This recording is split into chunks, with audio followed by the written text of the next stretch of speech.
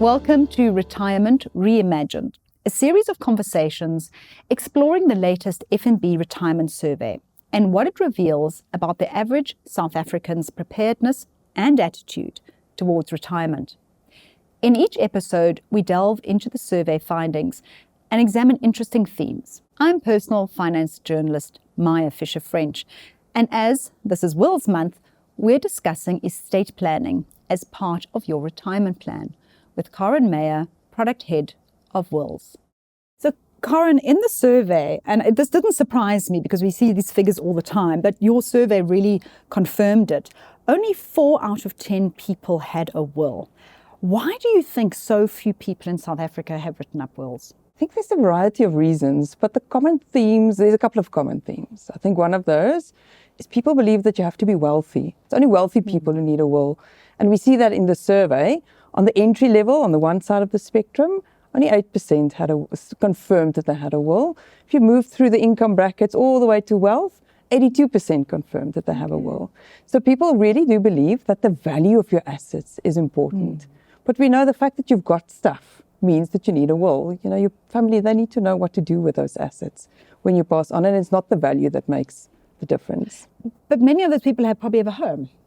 Absolutely. And what happens to that house? I suppose for me too, the two big assets people usually have is a home, and if they're employed, they have a retirement fund. And we can talk a little bit about how a retirement fund is dealt with differently. But exactly that, if you've got a property and you think, oh, it's my family's home, or I'll leave it to my children, if you haven't specified that, it's going to be complicated. It is. So, and then intestate succession kicks in, and that's not necessarily what your wishes would be. That also doesn't make provision for people that are dependent on you today necessarily. So it really is important. And to say that my family knows what to do, that's where family feuds start.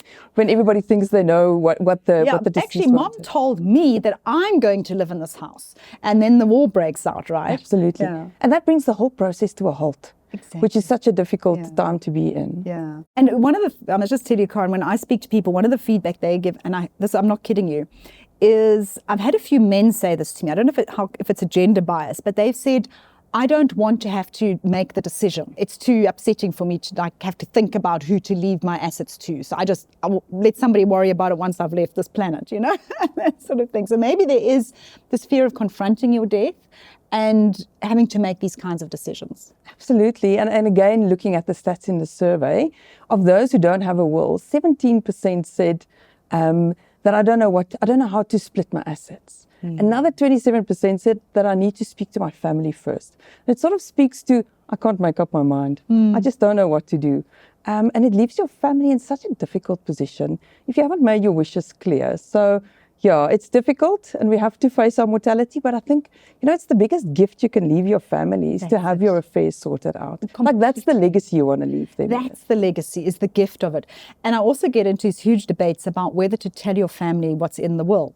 So I've told my children, they all know exactly what's in the will because we want everyone to know that things have been taken care of, that there is a will. But for other people, it's like, they'll kill me if they know they're in the will. So it can get a little bit of so you don't necessarily have to have the conversation with the family, but at least have it with someone, and that there is someone who knows what to do with those assets and where your will is. And that was also some of the feedback that I get, is that people don't always know who to choose as an executor. And those figures also came out a little bit for you in that survey. Yeah, so through the survey, we see that around 30% of people believe that they want to nominate a family member or a friend. And I think it speaks to trust. They want someone who knew them, who knows their family dynamics. They want to trust that person. But that isn't necessarily the best option to go for. So part of the other feedback that I get is people saying, yes, but I don't necessarily trust the financial institution either. So there's a very low trust level. So how do you at F&B, I know for some people, the thought of winding up an estate and spending 4% of their assets, and that's the cost of winding up an estate, but you've got some sort of fast-tracked, easier, less expensive, more cost-effective is probably the right word, way of winding up estates, especially for people with smaller assets, less assets. Absolutely. So in our entry-level estates, so those valued at less than 250,000, there are different options. where the family can come to us and we can, either we help them, we do the whole estate, or we get them appointed, we give them some guidance. So there are options. You don't have to spend the 4%, but when you spend the 4% with someone who knows what they're doing, it's money well spent. It is an interesting space when it comes to estate administration. I mean, there's a whole act dedicated to the administration of estates. So you want someone who actually knows what they're doing. You do, because it can get very, very complicated and it can hold things up, and especially if somebody wants to go and contest it. And of course, that was the other thing is, somebody said to me, because I get lots of questions on social media, they said, but if I have a write a will, then there's this 4% executor fee. If I don't write a will, I don't have that fee. And that's completely incorrect. That is completely incorrect. So whether you have a will or not, there's going to be an executor appointed that needs to wrap up your estate. So through your will, you can at least decide who that executor is. But there's going to be an executor that has to go through the process. So you can't skip the cost. You can't skip the cost, but at least you can control the cost if you have a will, and you can maybe negotiate it or have an arrangement or whatever. But if you're just leaving it, then you have no idea what that outcome's going to be. Yeah. The other thing I wanted to also just talk about, and I said up front that for many people, their two biggest assets are their property and then their retirement fund. And I think it's important that we understand what goes into a will and what doesn't go into a will. Yeah, we often get that question. What's going to happen to the pension fund? What must I do there? So I think it's important to understand that pension funds, retirement funds, that falls outside the estate. It doesn't go into the estate. It only goes into the estate if you didn't nominate someone, if you don't have any dependents and there's nowhere else to put the money, it'll go into the estate, but that's really the case. So pension fund or retirement fund assets, so interesting there. So remember, when it comes to your will, we've got freedom of testation, so we can leave our stuff to whoever we please. But when it comes to your retirement assets, you nominate who you want the beneficiaries to be. But when you pass on, then those trustees will still sit and have a look and see, were there other people who were dependent on you? And they will balance that out with who you've nominated versus people who are dependent on you. So that's also an important thing to make sure it's in place. Because I've seen wills where people have said, I've left my retirement funds to X, but you can't do that. The retirement fund benefits are determined by the trustees based on things like financial dependence, legal dependence. They look at children from a previous marriage. They will look at a whole lot of things. Your will is the only place, and maybe this is again why one should have a will. The will is the only place where you can really specify who you want your assets to go to. So if you have a real desire to leave a certain person funds, it's not necessarily going to be a retirement fund. It will be the assets outside of that. Absolutely. Yeah. And the will is the only opportunity you have to make specific provision for people. So, if you die intestate, it's going to go to the spouse and to the kids. And for many people, that's okay. But if there are, your mother, your father, or there's a sibling that's reliant on you for financial assistance, that's not going to fit into interstate succession. So that's your opportunity to make provision for those dependents. So now all people listening are saying, right, I want to go and do a will. What makes a will valid? So in terms of South African law, we still need a hard copy will. So, there's lots of digital processes that's beautiful to follow, but in the end, you still have to print and sign. You still have to print it out, take a signature, your pen and sign. That has to happen. Absolutely. So it's you signing it. It's your two witnesses, making sure that you are of sane mind and that you're not under any duress when you sign it. And it must be dated. Very important that it's dated.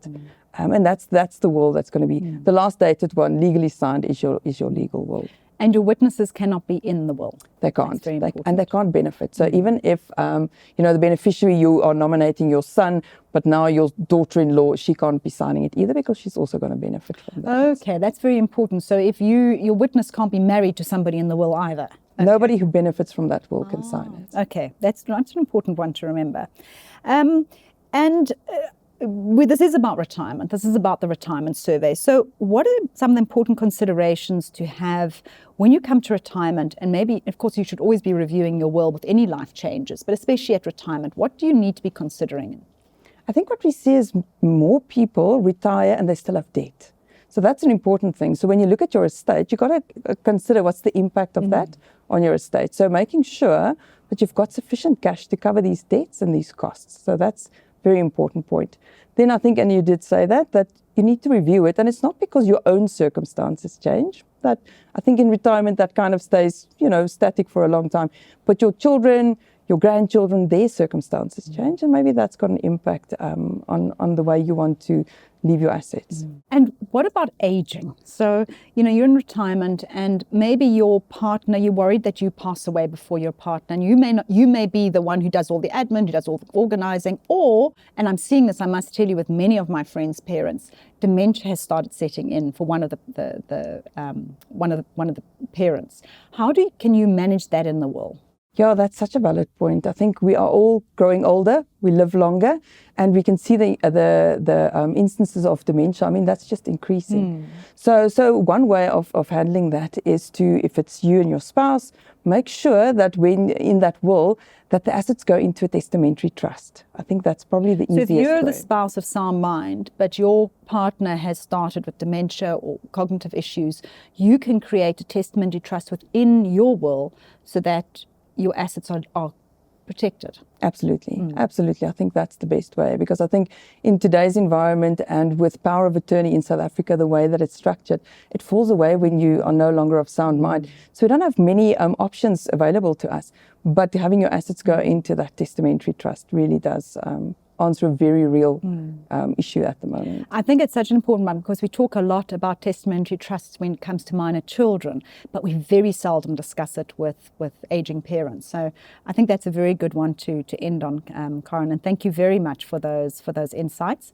And thank you to our listeners. And if you would like to know more about the FNB Retirement Survey, you can go onto the FNB website. There is also a link here. But I hope you really enjoyed the series, and also please go make sure that you have that will and go get some good advice, and make sure that the people you want to receive your assets actually do receive it.